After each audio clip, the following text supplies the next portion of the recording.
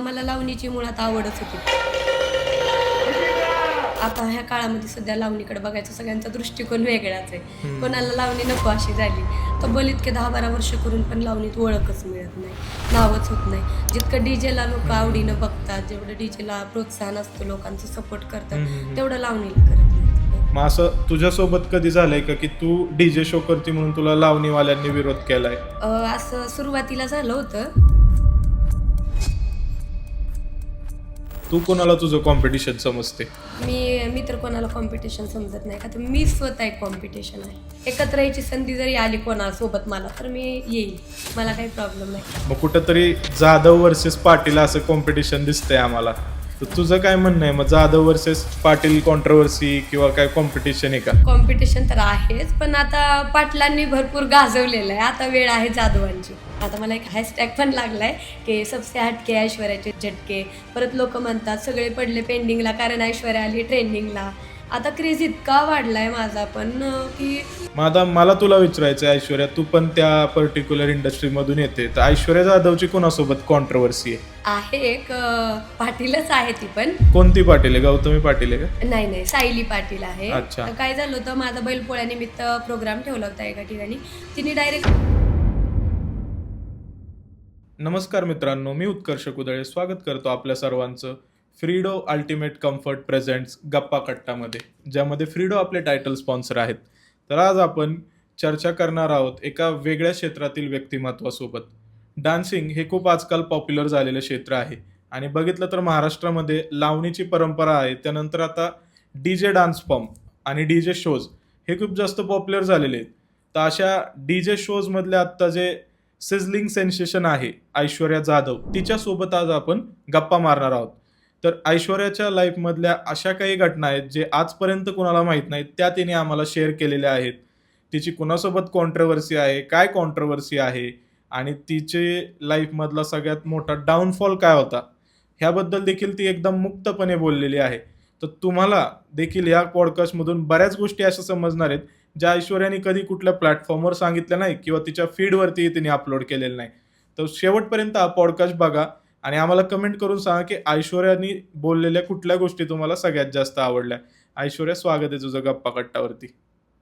कशी आहेस? मग काय चाललंय आता तुझ्या आयुष्यामध्ये? आता तर काय सध्या इव्हेंटच चालू आहे. अच्छा. मग इव्हेंट सोडून तुझं लाईफ काय असतं? म्हणजे तुझं शेड्यूल कसं असतं मग दिवसाचं, जर ज्या दिवशी तुझा इव्हेंट नाहीये किंवा सीझन संपल्यानंतर कसं असतं तुझं लाईफ?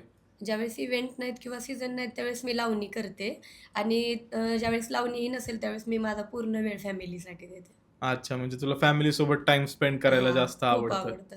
मग आता तू जसं मला सांगितलं की तू लावणी करते किंवा तुझा हा जो डीजे प्रोग्राम आहे ती एक वेगळी कन्सेप्ट आहे, आता जास्त व्हायरल होती महाराष्ट्रामध्ये, त्यामुळे तेही करायला लागतंय. पण मला आत्ताची जी ऐश्वर्या आहे ती स्वतःला 10 वर्ष आधी जर बघितलं तिने किंवा 12 वर्ष आधी, तर ती नक्की कशी होती, ती काय करायची ते जाणून घ्यायला आवडेल.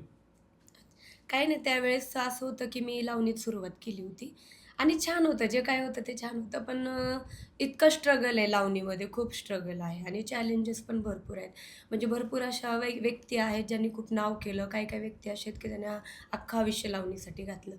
मग मला लावणीची मुळात आवडच होती पहिल्यापासून. मग मी लावणी करायची. छान वाटायचं. ते आपुलकी, एकत्र येणं, परत ते प्रत्येक ठिकाणी जाणं, शो करणं. पण आता ह्या काळामध्ये सध्या लावणीकडे बघायचा सगळ्यांचा दृष्टिकोन वेगळाच आहे. हम्म. कोणाला लावणी नको अशी झाली आणि मी तब्बल 12 वर्ष लावणी केली. म्हणजे ज्यावेळेस मला कळतही नव्हतं. हम्म, मला हम्म, हम्म. मला वाटतं माझं वय 14 होतं.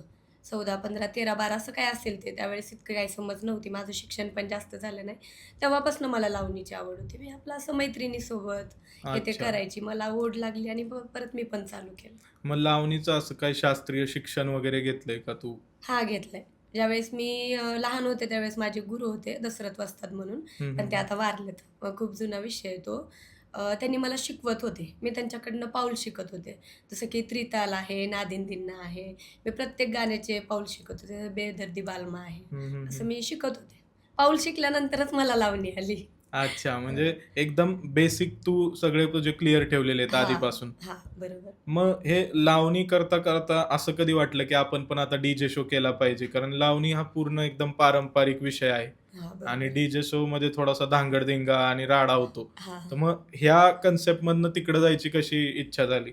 ते काय झालं ना, की लावणी आपण तब्बल इतके 10-12 वर्ष करून पण लावणीत ओळखच मिळत नाही, नावच होत नाही.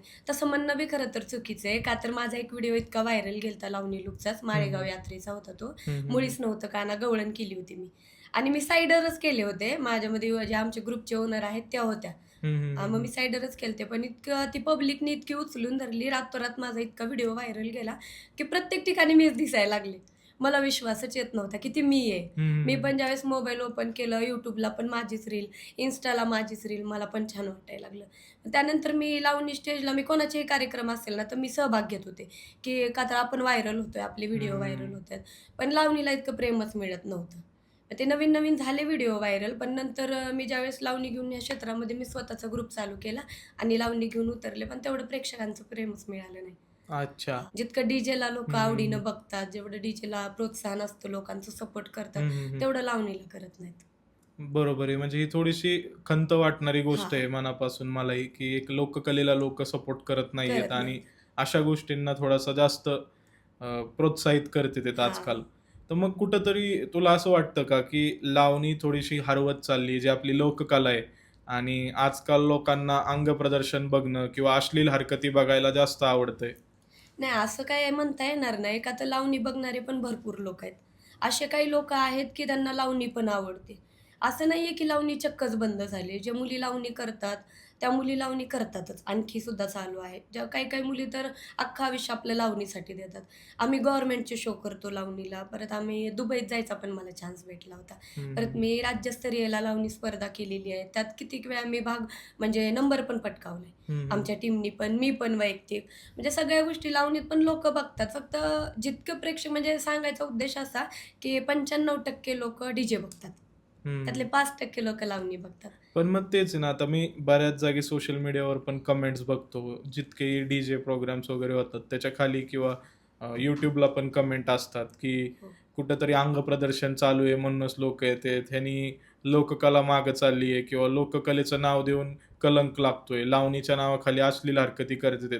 मग हे कितपत खरं आहे, की ट्रेंडमध्ये राहण्यासाठी हे करणं गरजेचं होऊन जातं का दुसरा करतोय म्हणून मला ते करणं गरजेचं आहे शो मिळवण्यासाठी? नाही, नाही. दुसरा करतोय आणि आपल्याला शो मिळावे यासाठी ते गरजेचं नाहीये. हे धावपळीचं जग आहे. मग या जगाबरोबर चालायचं म्हणलं तर ट्रेंडनुसारच चालावं लागतं. आता मीच जर मुळात मी आता लावणी पण करते, डी-जे बी करते. असं नाही की मी डी-जे चालू केले म्हणून लावणी विसरले. ज्यावेळेस डी-जेचं शो म्हणजे सीझन नसतं, त्यावेळेस मी लावणीला जाते. मग असं म्हणता येणार नाही, पण शोसाठी म्हणूनच नाही, पण डी-जेमध्ये तेच लागतं.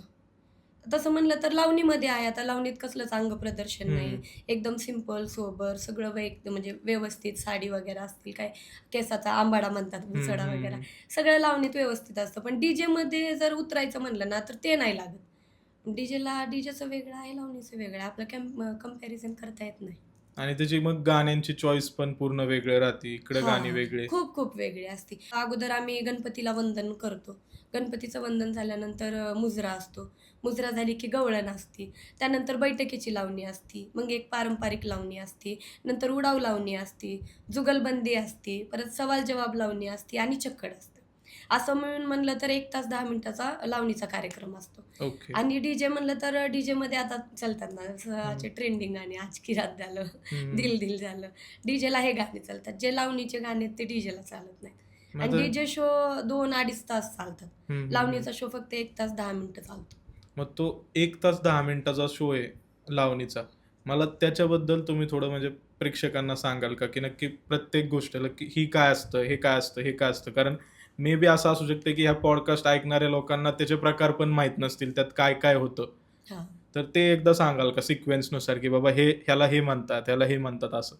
मुजरा म्हणजे आपण लोकांना जसं आपण गणपतीला वंदन करून सुरुवात करतो. मुजरा करणं म्हणजे आपण त्यांना मान देतो, की मुजरा घालतो, की आपण आलोय स्टेजवरती आणि प्रोग्राम करतोय. तुम्ही आम्हाला तसं प्रेम द्या. आपण दाखवतो पब्लिकला. हं, हं. त्यानंतर गवळण असते. आम्ही कृष्णाला वंदन करतो. कृष्णाची गवळण करतो. कृष्णाची गवळण झाल्याच्या नंतर असते बैठकीची लावणी. त्याला ती पारंपरिक बैठकीची लावणी म्हणजे बैठी लावणी असते. त्यात उठणं, डान्स करणं हा प्रकार नसतो. ओके. खाली बसून एक्सप्रेशन करणं, हं, हं, हं, अदाकारी, हं. समोरच्याला आपल्या नजरेत घायाळ करणं, हं. ती असती बैठकीची लावणी. बैठकीच्या लावणीच्या नंतर असती पारंपरिक लावणी. जसं की आता आमच्या राजश्रीताई नगरकरची लावणी खूप व्हायरल झालेली आहे, विठू दांडूची. हं, हं, हं, हं. परत घोड्याची लावणी, ह्या अशा पारंपरिक लावणी असते.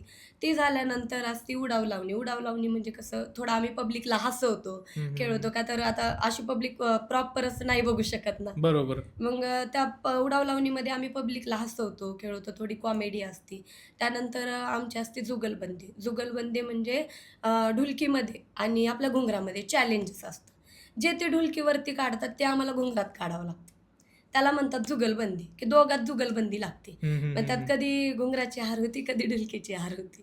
आणि त्यानंतर असतो सवाल जवाब लावणी. जसं की तुम्ही मूव्हीमध्ये बघितलीच असेल प्रेक्षकांनी. सवाल जवाब लावणी म्हणजे चंद्रा मूव्हीमध्ये पण आहे. हं, हं, हं, हं. सवाल जवाब लावणी छान असते.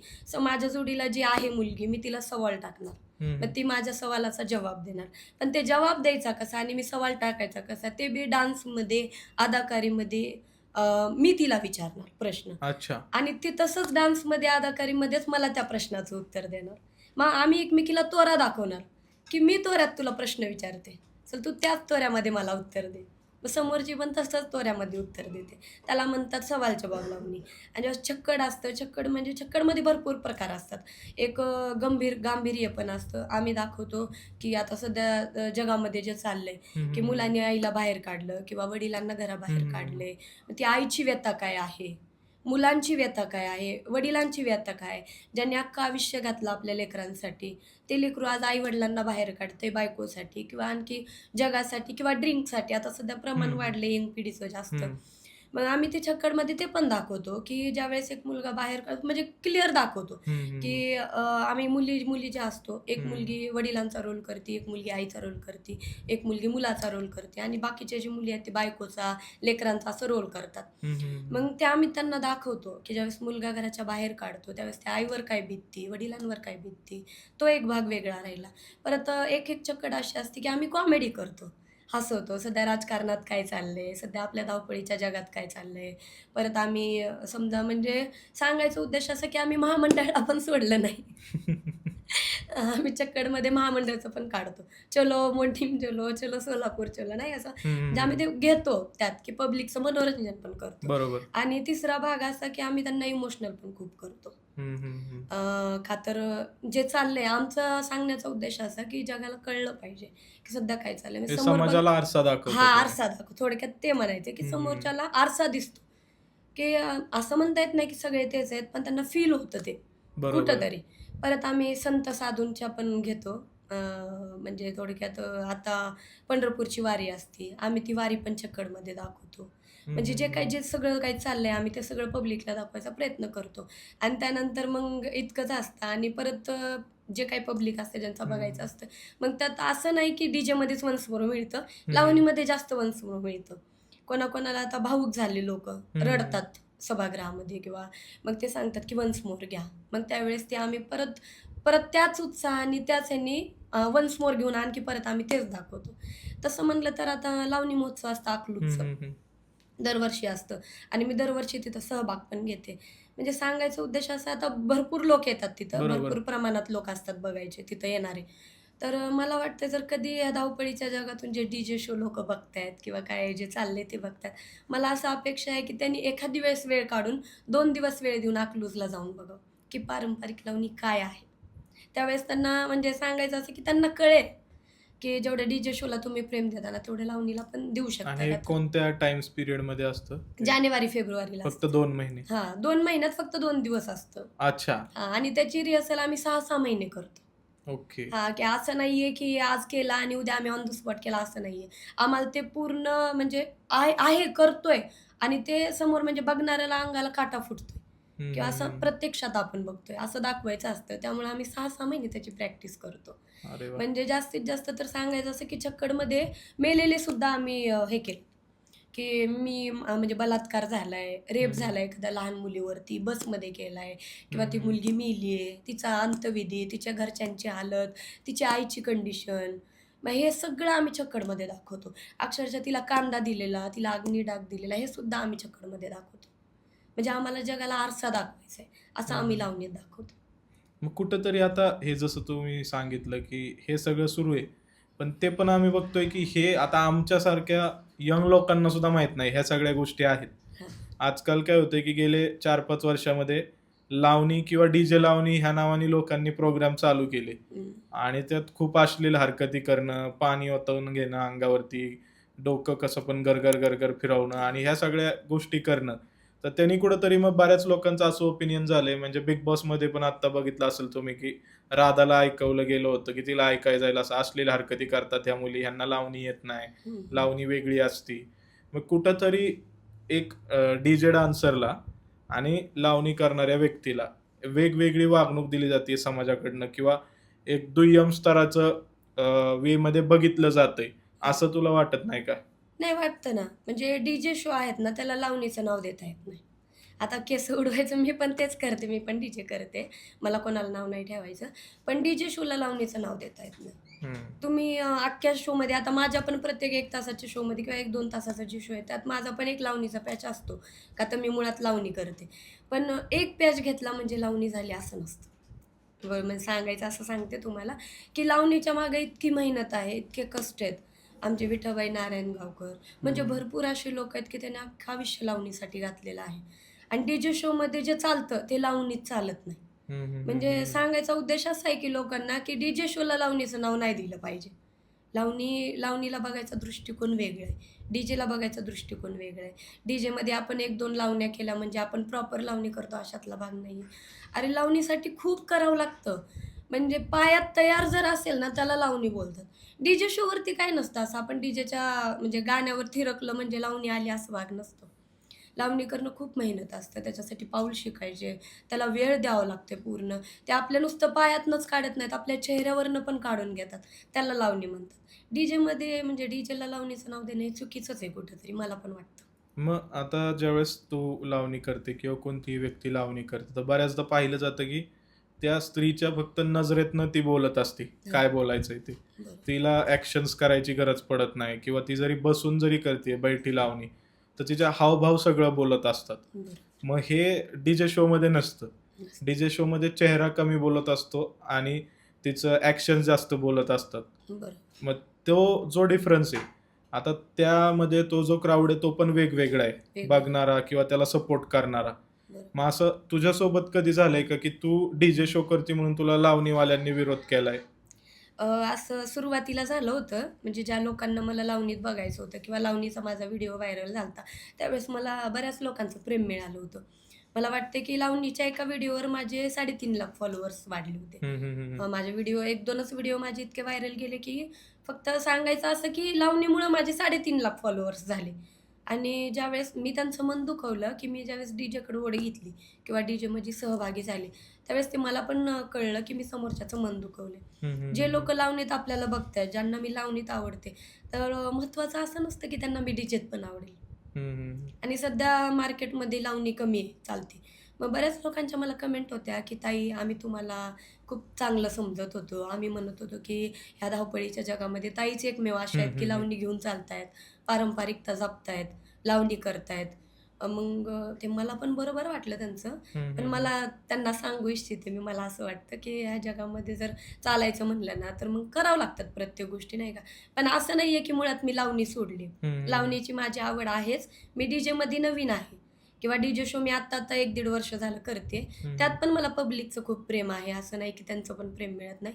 पण मी लावणीही करते आणि डीजेही करते.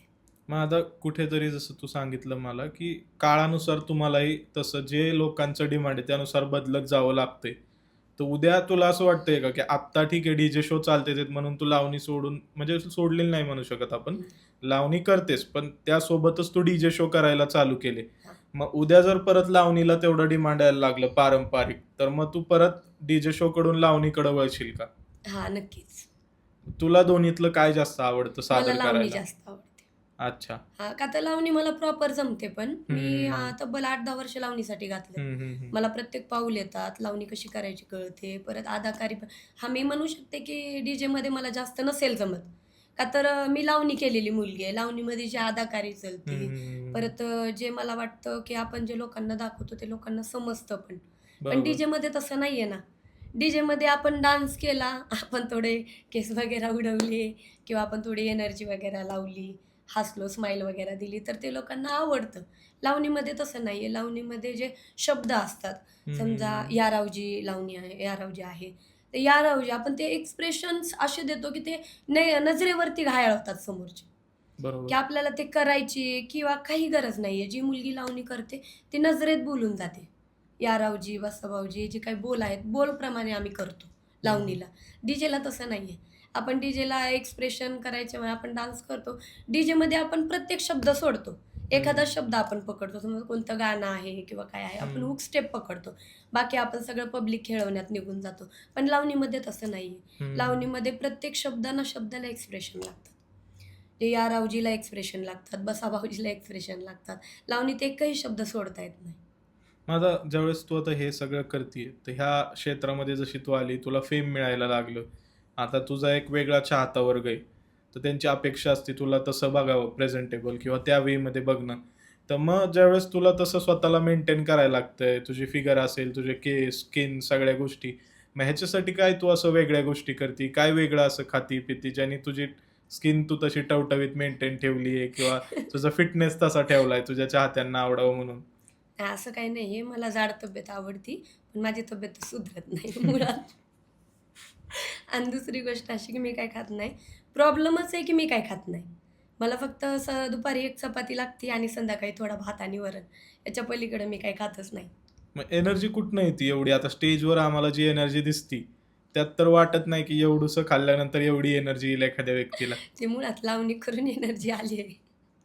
अच्छा. हां. ते मग पहिल्यापासून करते ना, त्यामुळे ऑलरेडी एनर्जी आहे. आणि असं खाणं-पिणं म्हणजे वेळेवर होतच नाहीये. आता पण पहिला आम्ही लावणी करताना तरी वेळेवर खात होतो. वेळेवरती जेवण होत होतं. हं, काय हं, आमचा हं. टायमिंगच होता ना. 1 तासाच्या वर लावणी होत नाही. 1 तास 10 मिनिटं. जे काय आम्हाला हे 7 आयटम लोकांना दाखवायचे ते 1 तास 10 मिनिटात होऊन जातं. ब्रेक वगैरे काही नसतो. आणि डीजेमध्ये तसं नाहीये ना. डीजे चालू झाला की 2-2, 3-3 तास जातात. त्यात पब्लिकचा आणखी खालून म्हणजे आलो की वन्स मोर घ्या किंवा आणखी आमच्या मागणीकरिता आणखी 2-3 गाणी एक्स्ट्रा घ्या. हं, हं. तर त्यात जेवणाचा वेळ निघून जातो. सहसा तर लावणीचा चालू झालं जरी 7:00ला किंवा 6:00ला जरी, तरी लावणी 1 तासात बंद होते. आम्हाला टायमिंगला जेवण वगैरे मिळतं. हं, हं, हं. डीजे चालूच होतात 7:00-8:00च्या नंतर. मग ते 2-3 तास चालतात. त्यात जेवणाचा टाईम पण निघून जातो आणि ज्यावेळेस 12-1 वाजता त्यावेळेस जेवणाची इच्छाच राहत नाही. त्यावेळेस कधी खाल्लं तर भात खायचा नाही तर मग एखादा सफरचंद खाऊन आराम. अच्छा. मग तुझा आवडता पदार्थ कोणता आहे? मला नॉन आवडतं. मग नॉन-व्हेजमध्ये काय चिकन, मटण, मासे काय तुला जास्त मला आवडतं? मटण आवडतं. अच्छा. म्हणजे तुला जर कुठं कोणी इन्व्हाईट केलं शोमध्ये गेस्ट म्हणून वगैरे, तर त्यांनी स्पेशली मटण आणून ठेवावं, की बाबा ऐश्वर्याला मटण आवडतं. असं नाहीये की त्यांनी मटणच आणावं. मी मटण फक्त 3च वार खाते. बाकी व्हेजच खाते. अच्छा. हं. मग जसं तू सांगितलं 3च वार तू मटण खाते. म्हणजे तू काहीतरी स्पिरिच्युअल गोष्टींमध्ये पण बिलीव्ह करत असशील. देवांवरती तुझा विश्वास हां, असेल. खूप, काहीतरी खूप, खूप. पाळत असणार तू. हां, मग खूप. मला त्या ऐश्वर्याकडं आता जायला आवडेल आता हे डी-जे शोमधल्या ऐश्वर्याकडून, की जी ऐश्वर्या पर्सनल लाईफमध्ये कशी आहे? ती बऱ्याच लोकांना माहीत नाही. लोकांनी फक्त तुला स्क्रीनवर बघितलंय ते तुझ्या कार्यक्रमांमधले रील्स किंवा व्हिडिओजमध्ये.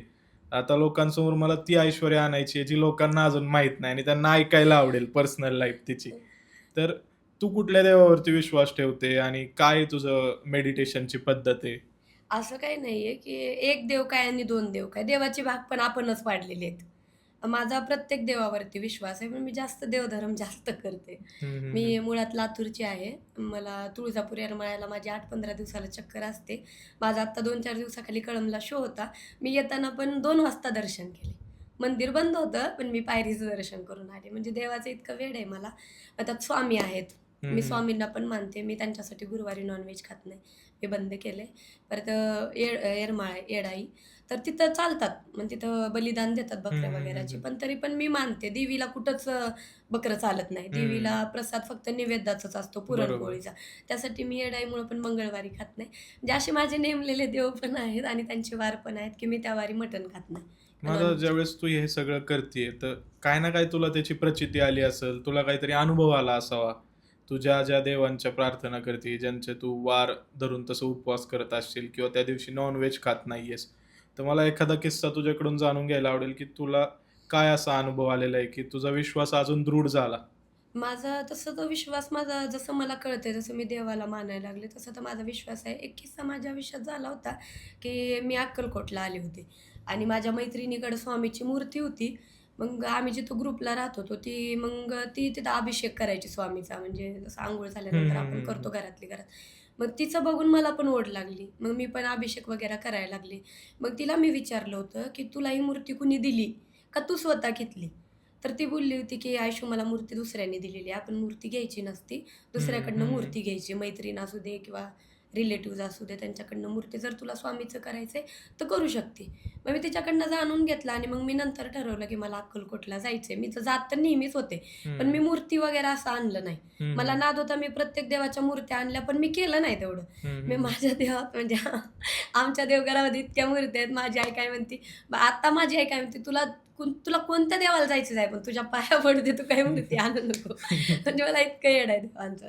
मग मी स्वामीला गेले होते. मग मनात ठेवून गेलते, की मला मूर्ती घ्यायची. मग मी स्वामीचं दर्शन केलं आणि भोळ्या-भावड्या मनाने मी स्वामीला माफी पण मागितली, की मला हे सगळं काही माहिती नाही. पण मी करते. काही चूक-भूल झाली तर तुम्ही पदरात घ्या, मान्य करून घ्या. आणि मग मी माझ्या एका म्हणजे माझी बहीण आली नव्हती माझ्यासोबत. मी तिला फोन केला, की म्हणलं, "काजल, मला मूर्ती घ्यायची आणि म्हणलं तेवढं पेमेंट करशील का?" ती बोलली, की "कसली मूर्ती घ्यायची काय?" म्हणली, "कशाला घेते दीदी?" म्हणलं, "घेऊ दे, ऐक तू माझं. मला फक्त मूर्ती घेऊन दे. मूर्ती आणि स्वामीचे कपडे वगैरे मी घेते." म्हणलं, मूर्ती घेऊन दे." तिने मला मूर्ती घेऊन दिली. मी एवढ्या आवडीनं मूर्ती घेतली. धूप, अगरबत्ती सगळं अक्कलकोटवरनंच मूर्तीसाठी घेतलं. हं, हं, 1-2 हं. महिने घरी जावं ते पण आपल्याला. हं, हं, मग मी हं. सगळं तिथनंच घेतलं होतं आणि मग मी ती मूर्ती घरी आणली. पण स्थापन कधी करायची, कशी करायची मला काही माहिती नव्हतं. मग मी काय केलं, की गुरुवारच्या दिवशी उठून अंघोळ वगैरे केली. स्वामीचा अभिषेक घातला. मूर्ती त्यांची धान्यात ठेवली होती मी नेल्यावर. मूर्ती काढली, अभिषेक वगैरे घातला आणि मंदिरामध्ये स्थापन केली. आणि त्यावेळेस माझ्या घरावर इतकं मोठं संकट आलं होतं. नकळत कुठेतरी स्वामीची प्रचिती असेल किंवा त्यांचा आशीर्वाद असेल. गुरुवारच्याच दिवशी मूर्ती स्थापन केल्याच्यानंतर बरोबर 8 दिवसांनी माझी आई म्हणजे निरम्यात कपडे घालत होती हं, हं, आणि हं. ती त्या टफमधून निरम्यात कपडे घातले. तिने खाली खाली पाऊल ठेवला, ती पडली फरशीवरती. आणि चक्क तिचा श्वास बंद झाला आणि ती एकदम शांत गप. मग माझी वहिनी पळत आल्या आवाज ऐकून. वरतून जिन्यावर होत्या कपडे वाळत घालायला गेलेल्या. त्या आल्या पळत आणि "मम्मी काय झाले? मम्मी काय झाले?" त्यांनी छाती वगैरेला बुक्क्या वगैरे मारल्या. मग माझी आई असं श्वास एकदम दातकिळी कशी बसते, हं, हं. तसं माझ्या आईने एकदम श्वास दिला. मग माझा भाऊ वरडावरडी झाली. त्यावेळेस ऑटो वगैरे बोलवला. त्यावेळेस आमच्याकडे गाडी हं. वगैरे असं काही नव्हतं. ऑटो वगैरे बोलवला. आईला हॉस्पिटलला नेलं. डॉक्टरनी सांगितलं, की "तुमची आई आता कधी उठू शकत नाही. मणक्याच्या हाडात गॅप पडलाय आणि त्यांनी मग टॉयलेटचं भांडं, भरपूर हं. काही गोष्टी आईसाठी दिल्या, की तुम्ही आता." मी बोलले, की "डॉक्टर काहीतरी करा. माझ्या आईला उठून उभं करा." ते बोलले, की हं, "नाही, हं. आता ते होऊ शकत नाही." आणि त्यावेळेस मला भरपूर लोकांनी सांगितलं, की "तुझ्यामुळं हं, झालंय. हं, तुला हं, हं. देवाची तू इतका विश्वास ठेवती ठेव, पण तू मूर्ती आणायला नको होती. तू गुरुवारी मूर्ती बसवली. बरोबर दुसऱ्या गुरुवारी आई पडली. आज जे काही संकट आले तुझ्यामुळं हं. आलंय." मग ते मला कुठेतरी वाईट वाटलं. मी स्वामीला मानून घेतलं, की "स्वामी मला नाही माहिती, की तुमचं काय करायचं असतं काय?" आणि सगळे म्हणतात, की स्वामी जितके दयाळू आहेत, तितके रागीट पण आहेत. हं. मी स्वामीला बोलले होते, की म्हणलं माझी आई पायावर उभी झाली पाहिजे स्वामी. हां, माझी कुठं चुकलं असेल तर तुमची मूर्ती मी त्याच ज्या मनोभावनाने मी आणली, त्याच मनोभावनाने मी तुमच्या मंदिरात ठेवल. पण माझी आई मला उठून उभी पाहिजे. जर ती उभी झाली तर मी तुमची आहे तशी सेवा करेल आणि नाही झाली तर म्हणलं मी तुम्हाला मनातनं काढून तुमची मूर्ती वापस नेऊन ठेवेल. मी खोटं नाही बोलत. मी बेड वगैरे म्हणजे पहिल्यापासून आमच्या फॅमिलीत काय आहे, की काही जरी झालं, तरी आम्ही एक डॉक्टरवरती बसत नाहीत. 2-3 डॉक्टरची राय घेतो. हं, हं, आणि हं. मग आईच्या टायमाला बी तसं झालं, की मी काय केलं, की मम्मीला बोलले, की डॉक्टर बदलू आपण. माझ्या आईने तर हिंमतच सोडली होती जगायची, की माझ्या जीवात जीव असताना माझी लेकरं, माझं सगळ्या हं, गोष्टी हं. बसून करणं म्हणजे चुकीचं आहे. हं, मग मी हं. बोलले, की "तू हिंमत नको हारू. शेवटी तू हिंमत ठेवली पाहिजे." आम्ही दवाखाना वगैरे दुसऱ्या डॉक्टरकडे गेलो. त्या डॉक्टरांनी चांगली राय दिली, की त्यांनी बेड वगैरे घरी सगळ्या गोष्टी आईच्या केल्या. ती बोलली, की "मी सांगू शकत नाही, तुझी आई उभी राहील का नाही. पण आपण तुझ्या आईला व्यवस्थित ठेवू शकतो." माझ्या आईला इंजेक्शन होते, सगळ्या गोष्टी होत्या. तिला ते काही इंजेक्शन पायात होते, काही इंजेक्शन असं बिंबीच्या एरियात होते. द्यायचे तिला फ्रिजमध्ये ठेवून. एकदम असं द्यायचे. वेगळेच होते हं. ते. ती इंजेक्शन द्यायची माझी हिंमत नव्हती. माझी बहीण करत होती ते. माझ्या डोळ्यात पाणी यायचं. मी भावूक पण खूप आहे. हं. माझ्या आईत खूप जीव आहे. आणि त्यानंतर मी स्वामीला बोलल्याच्या नंतर कोणालाच विश्वास येणार नाही, की जास्तीत जास्त फक्त 3च दिवस आम्ही आईला झोपलेलं बघितलंय. त्यानंतर आई स्वतः पायावर उभी राहिली. टॉयलेटला सुद्धा आई स्वतः गेली. वॉशरूमला सुद्धा म्हणजे आई ज्यावेळेस उभा राहिली ना, त्यावेळेस मला स्वामीचं महत्त्व कळलं, की स्वामी काय म्हणजे आपण चूक नाही केली. आज माझी आई जी बी उठून उभी आहे, ती स्वामीमुळं आहे. आणि त्यावेळेस मला कळलं की खरंच आपण मानतो असं काही नसतं. लोकांनी सांगितलं की तुझ्या चुकीमुळं झालं, तू स्वामीला आणलं म्हणून झालं. पण नाही, ते संकट स्वामीमुळं टळलं. मला कुठेतरी त्यांनी बुद्धी दिली त्या पोरीच्या थ्रू, की "बाळा तुझ्यावर संकट येणार आहे. तू माझी हं. मूर्ती घरात घेऊन चल." आणि ते आपण जे करतो ते देवच कुठेतरी आपल्याला बुद्ध्या देतो. मी घरात मूर्ती आणली, योगायोग माझी आई पडली. परत मी स्वामींच्या आश्रयात गेले आणि 3 दिवसात माझी आई उभी राहणं हे जोक नाहीये. हां, भले 8-10 दिवस आई माझी पडून होती, पण स्वामीच्या आशीर्वादाने ती 3ऱ्या दिवशी उभी राहिली आणि मग मला महत्त्व कळलं. तेव्हापासून मी प्रत्येक देवाला मानते आणि मनातनं करते. नाही, बोलताना पण ते समजतंय. तुझ्या डोळ्यांमध्ये लगेच हां, हां, समजतंय, हां. की तू भावूक झाली सांगताना पण तो हां, किस्सा. हां. नाही म्हणजे मी आशा सोडली होती सांगायचं म्हणलं तर, की माझी आई कधी उठून उभा राहील. का तर मेन देवाच्या नंतर आपण देव डॉक्टरांना मानतो हं. आणि दोन्ही डॉक्टरांनी मला तसं उत्तर दिलं होतं, की "आम्हाला नाही माहिती तुझी आई उठून उभी राहील का नाही राहील. पण तुला तुझ्या आईला जगवायचंय किंवा करायचंय तर तुम्ही तिचं व्यवस्थित लक्ष द्या, ध्यान द्या." आणि आम्ही 5 बहीण-भाऊ आहेत. हं, हं, हं. सगळ्यांचाच आईमध्ये खूप जीव आहे. सगळेच आम्ही आईसाठी करतो. जी काही मेहनत आहे. का तर हं. आमच्या आईनी ज्यावेळेस आमच्याकडे काहीच नव्हतं, म्हणजे सांगायचं असं, की आम्हाला राहायला घरसुद्धा नव्हतं. माझी आई त्यावेळेसपासून खूप कष्ट केलेत आई-वडिलांनी माझ्या. माझे वडील रिक्षा चालवत होते. माझी आई हॉटेल चालवत होती. हं, हं. त्यावेळेस चहा असेलच की ₹2-3 ज्यावेळेस आम्ही जन्मलो, लहान-लहान भाऊ-बहीण होतो, त्या ₹1-2च्या कपासाठी माझी आई 3 चक्कर घालत होती. बापरे! त्या आणखी माझ्या डोळ्यात आहे. ऑर्डर घ्यायला, "काय द्यायचंय दादा?" चहा. मग चहा करायला यायची, चहा करायची, चहा द्यायला जायची आणि परत कप उचलायला यायची. तिच्या ती 3 चक्कर आजही माझ्या डोक्यात आहेत, की माझ्या आईचे इतके कष्ट आहेत. आणि ते आम्ही 5 बहीण-भावांनी बघितलेलं आहे. त्यामुळे आम्ही आईला खूप जपतो, आईला आणि बाबांना दोघांना. मग आता ज्यावेळेस एवढं तुझ्याकडे सक्सेस आहे, तुला आता पैशांचं काही टेन्शन नाहीये. तू फायनान्शियली एकदम स्टेबल झालेली आहेस. सगळ्या गोष्टी आहेत, गाडी आहे, सगळे. मग त्यावेळेस तुला काय वाटतं, की आता माझ्या आईसाठी मी अजून काय करावं? किंवा अशी कुठली गोष्ट केली आहे, की तुला वाटलं, की आता आईला आपण प्राउड फील करून दिलंय? तशा भरपूर गोष्टी केल्यात आम्ही. म्हणजे मी माझ्यासोबत मला मदतीला हात माझ्या बहिणीचा पण आहे. आम्ही 5 बहीण-भाऊ आहेत, मी जसं तुम्हाला सांगितलं. त्यात मोठ्या भावाचं शिक्षण होतं, त्याचं लग्न होतं. ज्यावेळेस परिस्थिती नव्हती त्यावेळेस आई-वडिलांनी केलेलं आणि ज्यावेळेस त्याचं लग्न जमलं किंवा लग्न झालं, त्यानंतर बी एक मेडिकल इश्यू आला. त्याचा ॲक्सिडेंट झाला 15 दिवसात. तो 13 दिवस कोमात होता. अरे बापरे! त्याच्या मला वाटतं की मोठ्या का बारक्या मेंदूला काहीतरी मार होता आणि हं, हं, हं. मेंदूवरती रक्ताच्या गाठी होत्या. डॉक्टरांनी उत्तर दिलं होतं की तो लहान लेकरासारखा करत होता. सांगायचं म्हणजे आता डोक्याला मार लागल्यावर कसं असतं. त्यांनी सांगितलं होतं की याला प्रेशर जमणार नाही, याला काम जमणार नाही. मग त्यावेळेस जबाबदारी आम्ही दोघी बहिणींनी उचलली हं, होती हं, हं. घरची. आता मोठा आता कर्ता भाऊ मोठा असतो आई-वडिलांच्या नंतर. मग त्याचं जर असं झाल्याच्या नंतर आपल्याला पुढं व्हावंच लागणार आहे. मग आम्ही दोघी बहिणी तसं जर करायचं म्हणलं तर मी लहानपणापासून आईला मदत करतच होते. मी पानटपरीमध्ये पण बसत होते. आमचा छोटा पांडव होता. मी सुपाऱ्या बनवत होते. मला इब्राम चिट्टा, रत्ना, 120 हे मला सगळ्या सुपाऱ्या येतात. परत मला चहा येतो. म्हणजे थोडक्यात सांगायचं असं, की मला स्वयंपाक येत नाही. का तर मी जास्त तर हेल्प माझ्या आईला केलेली आहे हॉटेलच्या ह्याच्यात. मला चहा येतो, मला कॉफी येते, मला ह्या पुड्या येतात. मला त्यामुळंच सांगायचं असं, की मला स्वयंपाकाकडे कधी लक्षच लागलं नाही. आईला करू लागायचे त्यामुळे मला स्वयंपाक म्हणजे स्वतः मी एकटी जर कुठं राहूच शकत नाही, का तर मला काहीच येत नाही. मला साधा भातसुद्धा करता येत नाही. आणि मग आम्ही त्यावेळेस जबाबदारी जी उचलली होती, आईला सगळ्यात जास्त प्राउड फील करून द्यायचं म्हणलं, तर आम्ही घरची जबाबदारी उचलली. आईचं हॉटेल बंद केलं, बाबांचं काम बंद केलं आणि त्यानंतर बारक्या बहिणीचं शिक्षण, बारक्या भावाचं शिक्षण आम्हीच चालू केलं. त्यात आता आम्ही 2 वर्षाखाली बहिणीचं लग्न पण करून दिलं. त्यावेळेस प्राउड फील झालं मला. ज्यावेळेस लग्नामध्ये माझी आई आणि माझे बाबा रडले, त्यावेळेस मला खूप छान वाटलं, की आपण कुठेतरी चांगलं केलं आई-वडिलांसाठी नाही का. हं, हं, आता हं. त्यांना वाटत होतं आता सगळं बंद झालंय, हॉटेल वगैरे बंद आणि मुलीचं लग्न म्हणजे सगळ्या आई-वडिलांसाठी खूप मोठी जबाबदारी असते. बरोबर. आणि त्यात मी मोठी असताना मी लावणी क्षेत्रातनं परत डीजेकडे आले. परत ते माझ्यासाठी पण खूप टेन्शनमध्ये "तू तुझा विचार कर, तू तुझं काय करणार आहे?" लहान बहिणीला पण मला पण खूप ठिकाणून मागणी आली होती, पण मला करायचं नव्हतं. का तर हं, घरची हं, हं. जबाबदारी बघायची आपल्याला. मग लहान बहिणीचं लग्न करून दिलं. मग त्यावेळेस प्राउड फील झालं मला, की आई-वडिलाला आम्ही हात लावला. दोघी बहिणींनी केला. हं, असं हं. नाही की मी एकटीने केलं. माझ्यासोबत हातभार लावायला माझी बहीण कंपल्सरी असते. आणि त्यानंतर आता आम्ही बारक्या भावाचं शिक्षण करतोय. तो कॉलेजला आहे. आता पहिलं त्यांनी सायन्स केलं आता तो बी-कॉम काहीतरी करतोय. हं, तो हं, उलटं हं. काहीतरी म्हणतात मला इतकी काही माहिती नाही, पण तो करतोय. अच्छा. आता त्याला ज्यावेळेस मी मेडिकल टाकून देईल त्याचं स्वतःचं, त्यावेळेस आणखी मला प्राउड फील होईल. हे आपण केलं. आता एवढं सगळं ज्यावेळेस तुम्ही स्ट्रगल करून इथपर्यंत पोहोचता, तर आता ही जर्नी तर एवढी सोपी नसणार आहे ऐश्वर्या.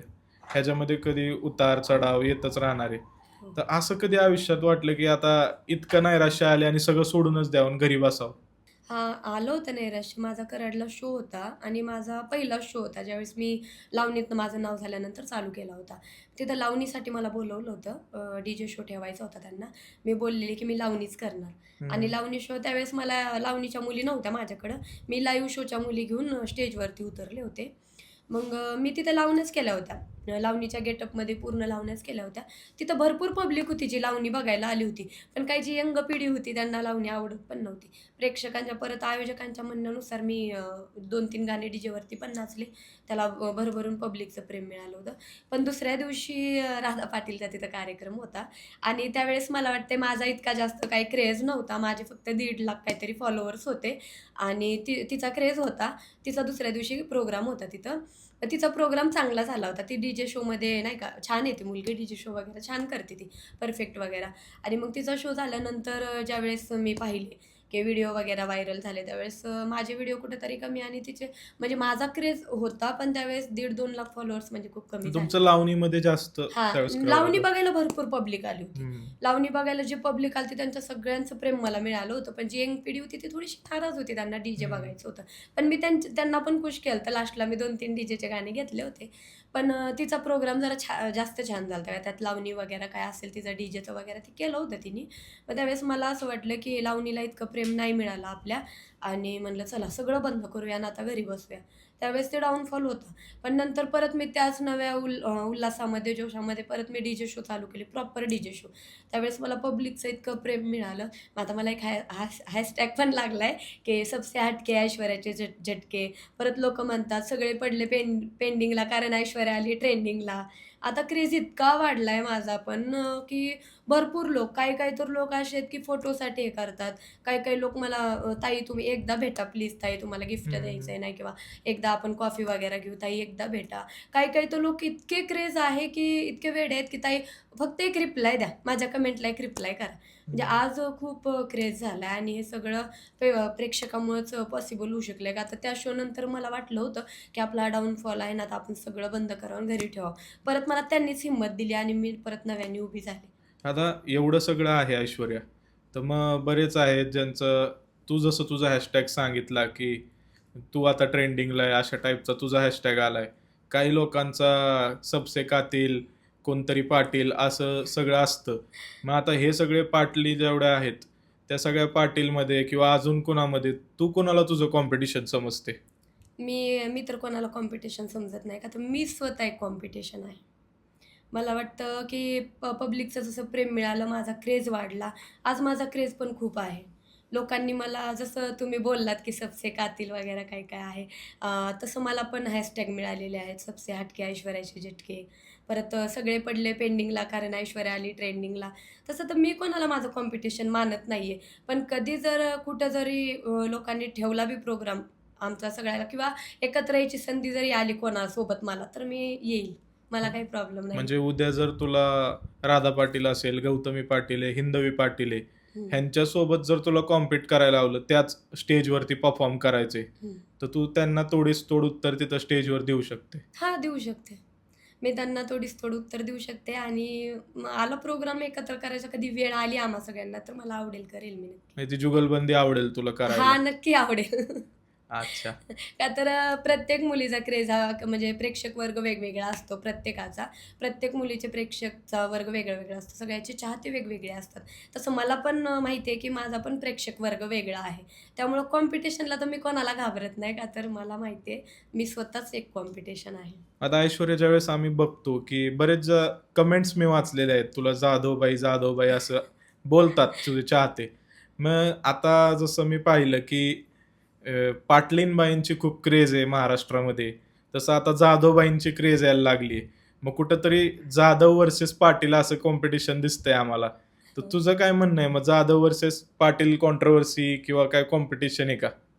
कॉम्पिटिशन तर आहेच, पण आता पाटलांनी भरपूर गाजवलेलं आहे. आता वेळ आहे जाधवांची. पाटलांनी मार्केट गाजवलं ती वेळ होती त्यांची, पण आता जाधवांची वेळ आहे, की त्यांनी पण मार्केट गाजवू शकतात आणि जाधव आता हवा करणार आहेत.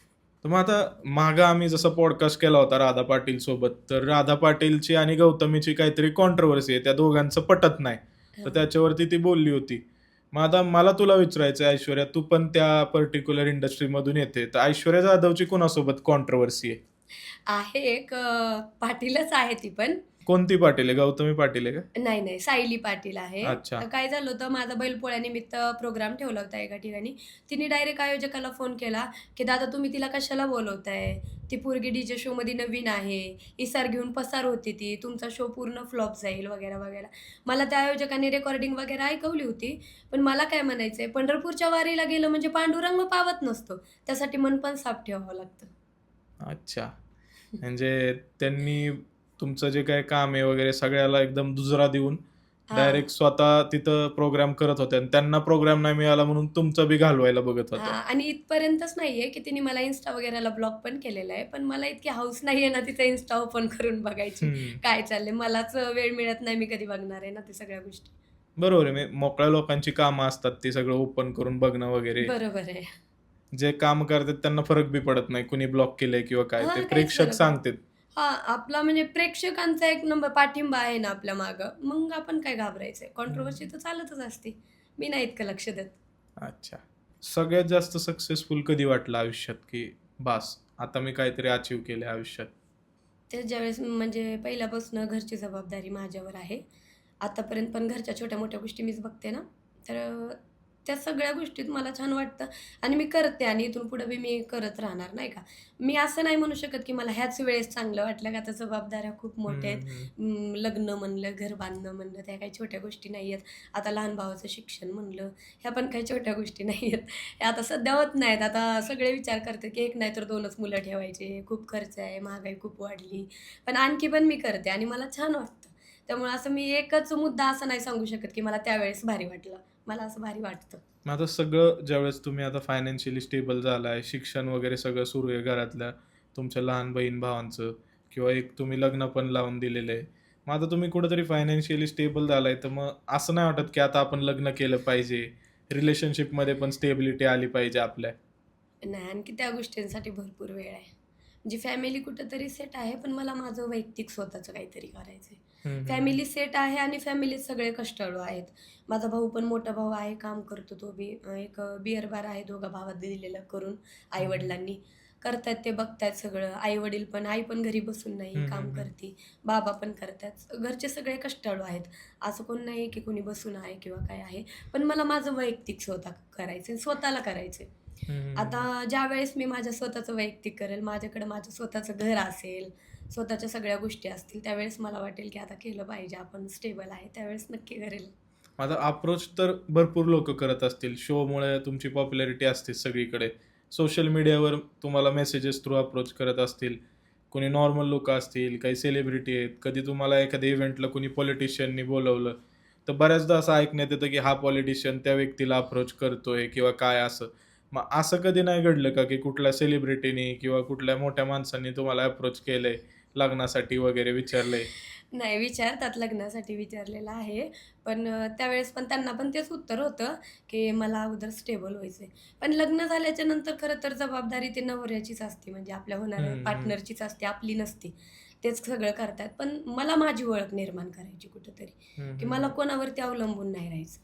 मला स्वतः करायचंय काहीतरी. इंडिपेंडेंट राहायचंय हां. एकदम. आणि सांगायचं असं बॉयफ्रेंड वगैरे ह्या गोष्टीकडे मला वेळ देताच येत नाही का, तर कंटिन्यू माझ्यासोबत माझी भाऊ, माझी बहीण कंटिन्यू ते असतात. शोला जरी कुठे चालले तर भाऊ-बहीण असतात आणि घरी पण कंटिन्यू आम्ही तिघंच असतो आणि बाहेर कुठं तर मला जायला जमतच नाही एकटीला. आता मी जास्त शिकलेली पण नाही, काही गोष्टी कळत नाहीत. नाव फेम मिळालं त्यावेळेस ते बोलतात, "तू बोलत-बोलत काहीतरी वेगळंच बोलशील." कंटिन्यू बहीण-भाऊ सोबत असतात. त्यावेळेस बॉयफ्रेंडचा पण काय एवढा विचार आणखी डोक्यात आलाच नाही कधी. मग प्रेम ह्या कन्सेप्टवर म्हणजे विश्वासच नाहीये का काय? नाही असं म्हणता येत नाही, विश्वास नाहीये. ज्यावेळेस अल्लड होते, ज्यावेळेस वय होतं, त्यावेळेस होता एक व्यक्ती, लाईक करत होते खूप, हं. आवडत पण खूप होता. पण त्यावेळेस ते काही डोक्यात नव्हतं, की काही करायला पाहिजे किंवा म्हणजे ते काय असं. वर्कआउट झाल्या नाही गोष्टी पुढं. हां, काही झालं नाही. ना मी कधी बोलू शकले, ना तो कधी बोलू शकला. अच्छा, मग त्यानंतरनं कधी रिलेशनशिप वगैरे काय म्हणजे हेच नाही. नाही, नाही असं. करिअरच पूर्ण वेळ. हां, असं काहीच नाही. परत ते जबाबदारी पडली ना घरची, हं, त्यावेळेस हं. परत लक्षच दिलं नाही कधी. बॉयफ्रेंडच्या गोष्टी, एन्जॉयच्या गोष्टी, या सगळ्या डोक्यातनं निघूनच गेल्या. पण जर विचार करायचा म्हणलं एका पॉइंट नंतर, आता सगळं आहे समजा तुमच्याकडे घर वगैरे सगळं स्टेबल झालाय तुम्ही, आणि आता विचार करायचा आहे, लग्न करायचंय, तर एक आयडियल मुलगा कसा असेल जो ऐश्वर्याला आवडेल? काय जास्त तर काही इतकी अपेक्षा नाहीये, पण त्यांनी माझी केअर केली पाहिजे. म्हणजे माझं कसं आहे, मी माझं स्वतःकडं खूप दुर्लक्ष आहे. इतकं दुर्लक्ष की मी म्हणजे जेवण पण मी टाईमावरती करत नाहीये. असं नाही की त्यांनी मला जीव घातला पाहिजे. नाही, असं कुठेतरी ऐकलं होतं मी पण मागं, की कुणीतरी माझ्याशिवाय जेवत नाही वगैरे. असं काय आहे का, की तुमचं पण असंच झालं पाहिजे? नाही, नाही, असं काही नाहीये. फक्त त्यांनी माझी केअर केली पाहिजे, काळजी केली पाहिजे. म्हणजे सांगायचं असतं ते जपलं पाहिजे मला. हं, आणि हं, हं. ज्यावेळेस मी लग्न वगैरे काही करेल, त्यावेळेस माझं हे सगळं बंद झालं पाहिजे. डीजे शो असतील, लावणी हं, असेल. हं, हं. मी फक्त त्याची आणि तो फक्त माझा. अच्छा, म्हणजे कंप्लीटली सगळं सगळं, सोडून सगळं द्यायचं स्टॉप. मग हां. त्यावेळेस. फक्त जे काही लाईफ आहे किंवा जे काही हं, बाकीचे दिवस आहेत, ते फक्त माझी फॅमिली, माझा काही जे जोडीदार हं. आहे, माझी काही जे मुलं होतील तेच. बाकी कोण नाही. अच्छा. म्हणजे प्रॉपर एक फॅमिली लाईफ प्रॉपर बनवून हां. सेटल आणि ती व्हायचंय. लाईफ मला खूप आवडते पण आणि मी त्या लाईफला खूप महत्त्व पण देते. आणि जगेल पण ती लाईफ मी एक मग दिवस. दिसण्या वगैरेचं काय नाहीये का असं, की बाबा हा असा गोरा पाहिजे, हाईट पाहिजे, बॉडी पाहिजे, काय असं नाही का? बऱ्याच मुलींच्या अशा अपेक्षा असतात, त्याचे काही प्रॉपर्टी पाहिजे, असं लुक्सला पाहिजे, गाडी पाहिजे. नाही नुसतं दिसणं आणि दिसण्यावरचं नाही मॅटर करू शकत. त्याच्याकडे काही पाहिजे ना. हं, हं. आता मी सगळे शो वगैरे बंद करायचं म्हणते. मग तेव्हा काहीतरी कामधंदा पण पाहिजे ना त्याला. जॉब वगैरे पाहिजे, चांगला कमवता पाहिजे तो. दिसण्यामध्ये कॉम्प्रोमाईज होऊ शकतं, पण त्या गोष्टीत होऊ शकत नाही. का तर सगळं माझ्या पूर्ण डोक्यामध्ये, माझ्या माइंडमध्ये माझ्या आहे, की मला लग्नाच्या नंतर पूर्ण वेळ त्याला द्यायचा आहे. हं, हं, हं, मी हं. जे काय असेल, फक्त त्याची असेल. मग हे ओके. डी-जे शो असतील, लावणी असेल किंवा बाहेरचा जे काही कॉन्टॅक्ट असेल, ते सगळं सगळं चक्क बंद. तो, मी आणि आमची लाईफ बस. अच्छा. म्हणजे त्यानंतर ना थोडेसे चाहते नाराज होतील. त्यांना बघायला नाही मिळणार तुम्हाला. नाही असं काय नाराज होतील असं नाही, पण ते चाहते कुठं ना कुठं खुश पण होतील, की मॅडम सेट झाल्या चला. असं. मग आता ज्यावेळेस इतकं प्रेम आपल्याला मिळतंय प्रेक्षक वर्गाचं, की आठवड्यात, दीड आठवड्यातच 1.5-2 लाख फॉलोअर्स वाढतात अचानक. मग हे खूप जास्त ओव्हरवेल्मिंग पण होतं बऱ्याचदा. मग अशा वेळी बऱ्याचदा असं होतं, की डोक्यामध्ये हवा जाते माणसाच्या फेम आलं की. मग असं तुझ्या बाबतीत का घडत नाही, की तुझ्या डोक्यात का ती हवा जात नाहीये, एवढं फेम येतंय, कामं आहेत तरी पण? म्हणजे आपण जिथं पण आहेत आता, पब्लिकमुळेच आहेत, प्रेक्षकामुळेच आहेत. म्हणजे आपल्याला घडवू पण तेच शकतात आणि मिटवू पण तेच करू शकतात. होतं असं कित्येक वेळा तरी इरिटेट होतं, कधी जबरदस्ती हसू-हसू डोकं दुखतं. मग ते करावं लागतं आणि मला आवडतं. का आवडतं? का तर याच्या अगोदर जे आपण होतो, जी ऐश्वर्या होती, हं. त्या ऐश्वर्याला कोण ओळखत होतं? कुणीसुद्धा ओळखत नव्हतं ना. ती ऐश्वर्या होती, नव्हती हे जगाला काही घेणं-देणंच नव्हतं किंवा ती आहे कुठे हे पण कोणाला माहिती नव्हतं. पण आता जसं नाव आलं, फेम आलं, जसं फॉलोअर्स वाढले, तसं कुठे गेले, की मॅडम ताईशिवाय मला कोणी बोलत नाही पहिली गोष्ट. माझे फॉलोअर्स माझा इतका आदर करतात, तेवढाच आदर मी पण त्यांचा करते. ते ताईशिवाय कुणी मला बोलत नाही. ऐश्वर्या ताई, ऐश्वर्या दीदी. मी कुठं बाहेर गेले, "ताई तुम्ही इथं कशा काय? कशा आल्या? चला आपण चहा घेऊ, कॉफी घेऊ." ते मला पण आवडतं ते. किंवा कुणीतरी आपली इतकी आपुलकी करतंय, मग मी चहा कॉफी घेणं, त्यांच्याशी गप्पा मारणं, सेल्फी वगैरे देणं. मग डायरेक्टली तर मला नाही वाटत, की कोण कुणाला डायरेक्टली कॉन्टॅक्ट नंबर हं. वगैरे देत असेल. पण मला आवडलं, की मग मी "हां दादा, अरे दादा काही नाही, घे माझा नंबर. तुला कधी काय वाटलं ना कॉल करायचा." असं. हं. प्रत्येक असं शोला पण जातो आम्ही. तिथं पण माझा जास्त तर टाईम म्हणजे मी जेवण जरी करत असेल ना, तर मला इतकं वैताग देतात लोकं, की "ताई फोटो, ताई फोटो." कित्येक वेळा असं झालं, की ताटावरचं पण मला खरकटं हातावरती उठावं लागतं फोटो द्यायसाठी. हं, पण हं, ते हं. सगळं आवडतं म्हणजे इरिटेट नाही होत. का तर मला त्यांची जाणीव आहे प्रेक्षकांची. का तर आज मी जिथं पण आहे, फक्त त्यांच्यामुळं आहे. मग आता हे सगळं मान्य आहे मला, की ती जाणीव आहे किंवा लोकांसोबत तेवढं तुमचं अटॅचमेंट आहे. पण असं पण झालं असेल, की कधी त्या प्रेमाचीच भीती वाटली, असा एखादा अनुभव आला असेल, की "अरे हे काय आहे? म्हणजे एवढं प्रेम मला डायजेस्ट होत नाहीये." हां, वाटते ना भीती. काय झालं की मुळात मी लातूरची आहे. लातूरमध्ये लोकलला प्रोग्राम भरपूर असतात. मग जास्त तर लातूरमध्ये माहीत नव्हतं की मी लातूरची आहे. मला आता आणखी पण बऱ्याच लोकांना माहीत नाही मी लातूरची आहे. कुणी मला काही टॅग देतं. कोण मुंबईकर म्हणतं, कोण हं. नाशिककर म्हणतं, कोण ऐश्वर्या काही, काही, काही पण लावतात. मग लातूरला एक प्रोग्राम होता. ज्यावेळेस मला वाटतंय माझे 1.5-2 लाख फॉलोअर्स असतील त्यावेळेस बिडवेला. मग तो प्रोग्राम ज्यावेळेस गाजला, खूप छान झाला. मला सेलिब्रिटी म्हणून बोलवलं होतं. मी डान्स वगैरे केला होता तिथं. त्यानंतर मला लातूरचे भरपूर प्रोग्राम यायला लागले.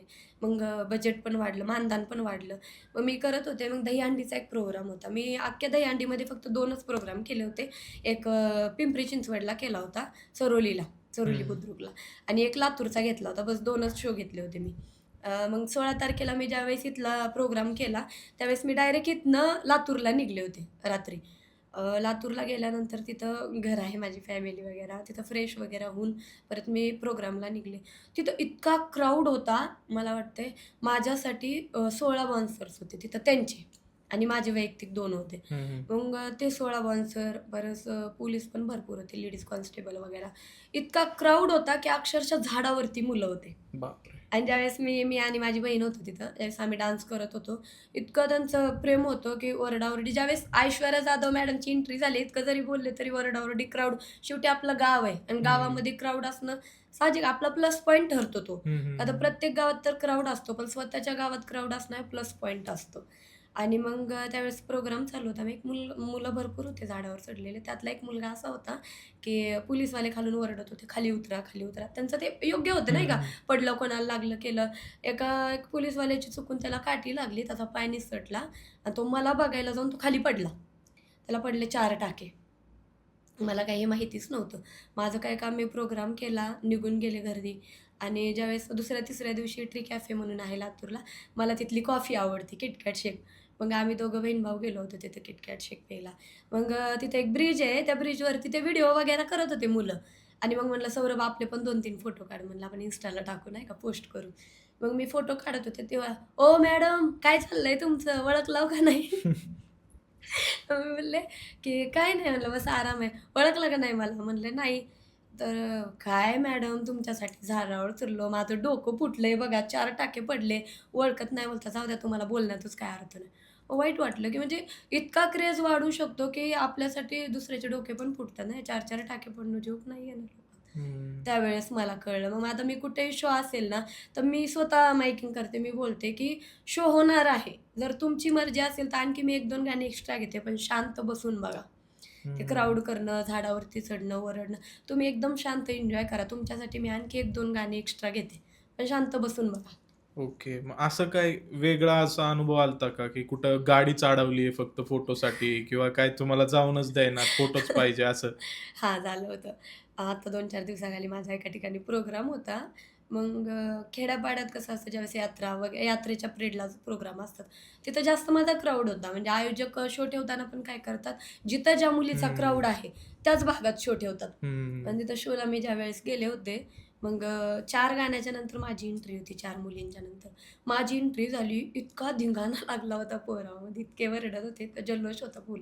आणि तेवढ्यात काय झालं, ज्यावेळेस माझी दुसरी एंट्री होती. दुसऱ्या एंट्रीला मी आले, तर क्राउड भरपूर होता आणि मी काय केलं, थोडक्यात माझी चुकी पण मी म्हणू शकते. मी काय केलं, की महिलांमध्ये मी डान्स करायसाठी उतरले खाली. हं, हं, हं, मग हं, त्या हं. पोरांचा इकडे डान्स वगैरे चालू झाला होता. मग त्यातले त्यात ते बॅरिगेडच्या वरतून येणं किंवा मॅडम आम्हाला पण सेल्फी द्या. जास्त तर लोकं सेल्फीसाठीच तंग हं, करतात हं, प्रोग्राममध्ये. सेल्फी द्या, मग हातात हात देणं, ते छान वाटतं हं. त्यांना. मग त्यात मी काय केलं, महिलांचं झालं, मी डायरेक्ट स्टेजवरती गेले. बाउन्सर वगैरे होते साखळी केलेले. स्टेजवरती गेले. मग ती मुलं कुठेतरी नाराज झाली, दंगा लागला आणि मग काय शो बंद झाला आमचा अर्ध्यामध्ये. मॅडम सेल्फी पाहिजे, सेल्फी. जिथं आमची चेंजिंग रूम होती, इतका क्राउड तिथं जमा झाला. आमचं बाहेर जाणं पण, चेंज पण केलं नव्हतं आम्ही. बाहेर जाणं पण मुश्कील. मग आयोजक दादा जे होते, ते दादा बोलले, की "ताई, तुम्ही काही लोड घेऊ नका. आम्ही तुम्हाला सेफली बाहेर काढतो." आणि मग ते सेल्फी मी बोलले, "दादा, त्यांना सेल्फी काढायची तर काढू द्या." "तुम्ही वेडे झालात का ताई? तो काही एक क्राउड आहे का? ती किती पब्लिक आहे."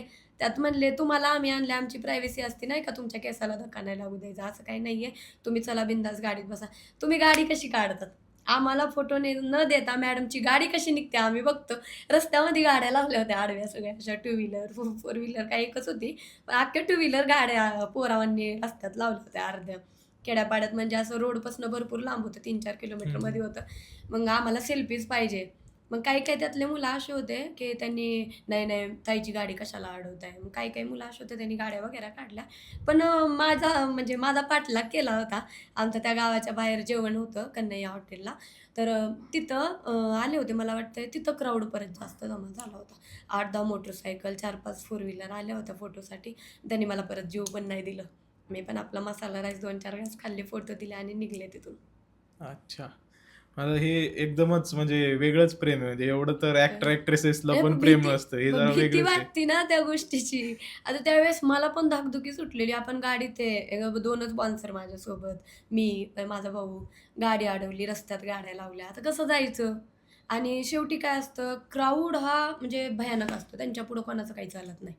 8-10 जण जरी एकत्र आले, तर एकटा व्यक्ती काहीच करू शकत नाही. बरोबर. इतका क्राउड होता. मला इतकी भीती वाटत होती. पण आयोजक दादांनी व्यवस्थित सगळ्या गाड्या वगैरे काढून आम्हाला बाहेर काढलं. आणि ज्यावेळेस तिथं पब्लिक आली, मग मी तिथं आवडीने सगळ्यांना फोटो दिले. पण तिथं मला भीती वाटत होती. मग आता गाडी अडवली, मी नाही गेले पुढे तर कसं करायचं? अशा गोष्टी होत असतात. ओके. मग आता ज्यावेळेस तू सुरुवात केली असशील, त्यावेळेसचं मानधन आणि आजचं मानधन जमीन आसमानाचा फरक असेल. हो. तर नक्की किती रुपये तुमचं त्यावेळेसचं मानधन होतं आणि आता काय लेव्हलवरती येऊन ते राहिले? सांगायचं म्हणलं तर मी ज्यावेळेस लावणीत सुरुवात केली होती, त्यावेळेस मी पहिली लावणी ₹100त गेली होती. 100 कधी-कधी 150 भेटायचे, कधी-कधी 100. ज्यावेळेस लीडला आपण आता येतो लीडला, ज्यावेळेस म्हणजे बॅकग्राऊंडला बी बजेट काय एवढं नव्हतं मुलींचं. त्या पिरियडला 100 बी भरपूर होते. ज्यावेळेस लीडला येतो त्यावेळेस ₹150-200 हं, हं, भेटायचे. हं. 1 तासाचा प्रोग्राम असायचा. 1 तासाच्या प्रोग्राममध्ये ₹150-200 आम्हाला भेटायचे. मी हं. ₹100 पासून सुरुवात केली होती लावणीची. आज माझं मानधन 1,00,000 ₹1,10,000 असं आहे.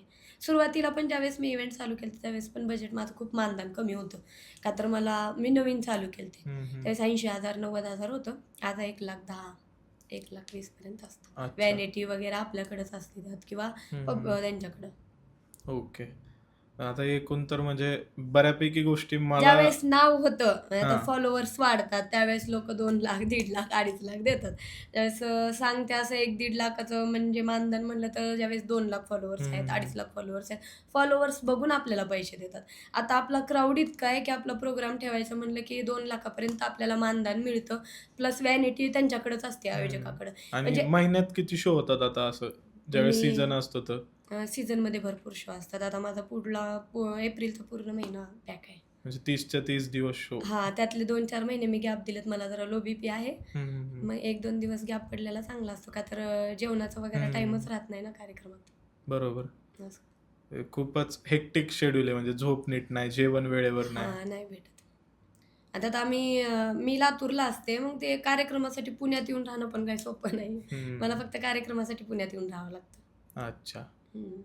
ओके. म्हणजे बऱ्याचशा गोष्टी आज आता ह्या पॉडकास्टमध्ये ज्या आलेत समोर, ते मे बी फॅन्सला तुमच्या माहीत नसणार आहेत, की कसं आहे, काय आहे? किंवा ती ऐश्वर्या माहीत नसावी, जी ऐश्वर्या आज बोलली आणि एक्सप्रेस झाली आहे इथं.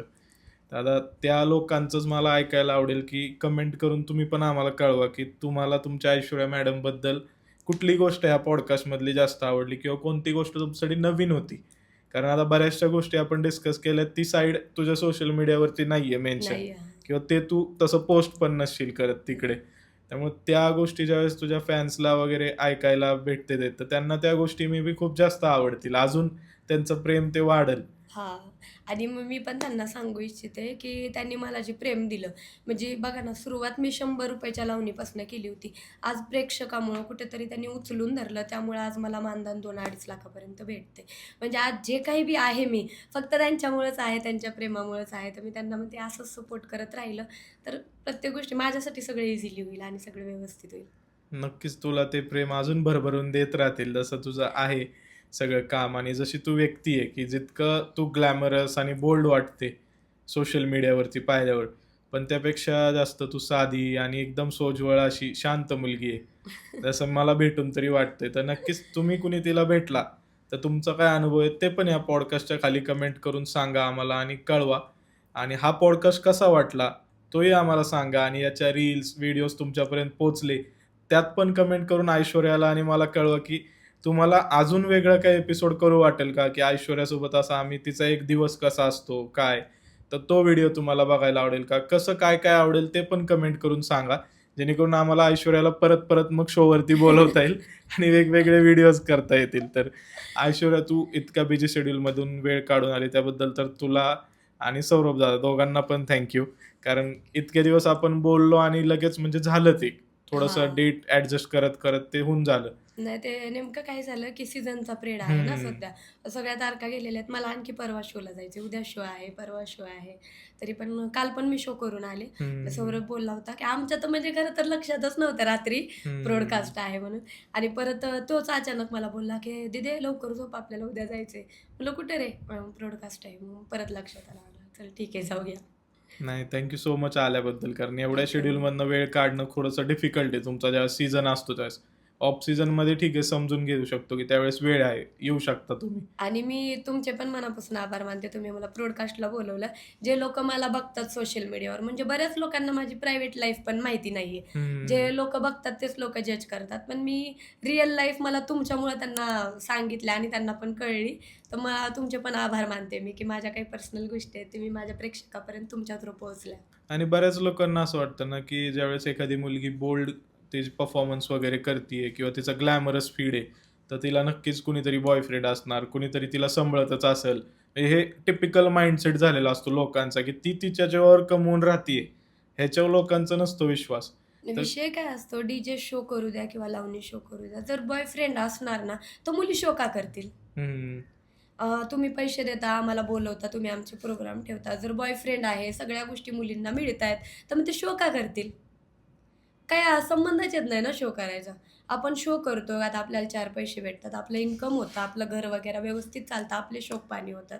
बॉयफ्रेंड जर असला तर सगळं तोच करेल ना. मग मुली शो कशाला करतील?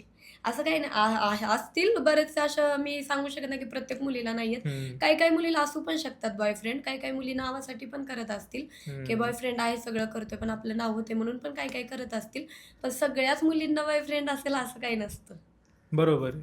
म्हणजे तेच माझा मेन हेतू हाच होता पॉडकास्टमधून, की बऱ्याच जणांना वाटतं ना, की जे लोकं डी-जे शोज वगैरे करतात, त्यांच्याकडे एक काही स्त्रियांचा किंवा काही समाजातील लोकांचा वेगळा एक आहे वर्ग बघायचा, दृष्टिकोनाचा.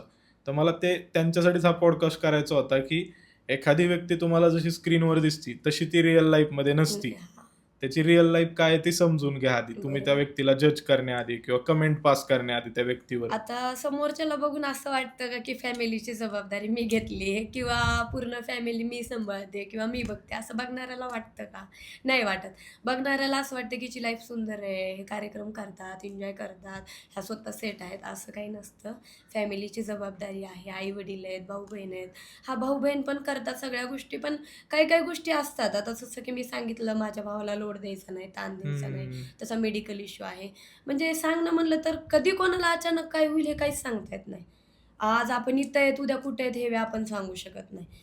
तसं तर फॅमिली कष्टाळू आहे, पण काही गोष्टी अशा होत्या की त्यामुळं मला जबाबदारी उचलावी लागली. असं बघणाऱ्याला वाटत नाहीये की मी फॅमिलीची जबाबदारी घेते, पण असतं मुलींच्या मागं. नुसतं हं. मुलींची लाईफ फक्त बॉयफ्रेंडपर्यंतच मर्यादित नसते. त्याच्यामागं खूप जबाबदारी असते. परत समाज काय बोलतो, नातेवाईक काय बोलतायत, जग आपल्याकडं कोणत्या दृष्टिकोनाने बघतं. असं नाहीये की प्रत्येकाला डी-जे शो मी करायले, मग मी आवडले. आहेत काही प्रेक्षक लोकं त्यांना मी आवडते, ते माझी खूप रिस्पेक्ट करतात. पण असं नाही की सगळ्यांनाच मी आवडावं. कोणकोणत्यात असतात की माझ्याबद्दल बोलणारे पण असतात, की "हे काय करायला लागली? हिला काय हं. शोभतं? आता हे असं केल्याने होणार आहे का?" आता म्हणजे सांगायचा उद्देश असा आहे माझा, की डी-जे शोमध्ये भरपूर अशा टॉपच्या मुली आहेत, ज्यांचे भरपूर नाव झालेले आहेत. मला काही माहिती नाहीये, की मी त्यांच्या बरोबरीपर्यंत पोहोचेल न पोहोचेल. मला कोणाची बरोबरी पण नाही करायची. मला प्रेक्षकांचं इतकं पण प्रेम मिळालं माझ्यासाठी खूप आहे. पण डी-जे क्षेत्रामध्ये भरपूर मुली आहेत आणि टॉपच्या मुली आहेत. मग त्यात आपण कुठेतरी सुरुवात केली, आपल्याला प्रेक्षकाचं प्रेम मिळतंय, आपण करतोय.